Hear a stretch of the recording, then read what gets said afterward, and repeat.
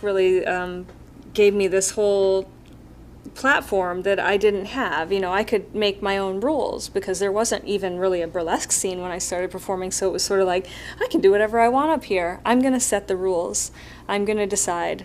And even now, sometimes when I'm at my most self-critical and I might get nervous, like, oh, you know, I might be nervous, oh God, you know, Kylie Minogue's in the audience, Catherine Deneuve's in the audience, Beyonce is in the audience, like very nervous about who's in the audience and how they're amazing dancers or singers, and I don't have any real talent, you know.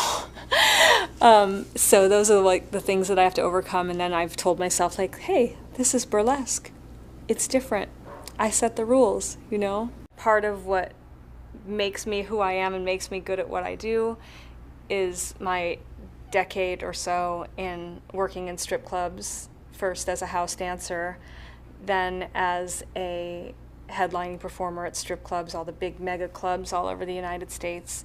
I think that all of that show experience, that stage time, is part of what makes me, and I wouldn't trade it for anything in the world. I think that's what made it so effortless for me. I had hours and hours and hours, hundreds and hundreds of hours of stage time, and I don't have to think about how to be sexy when I go out there. I just do it.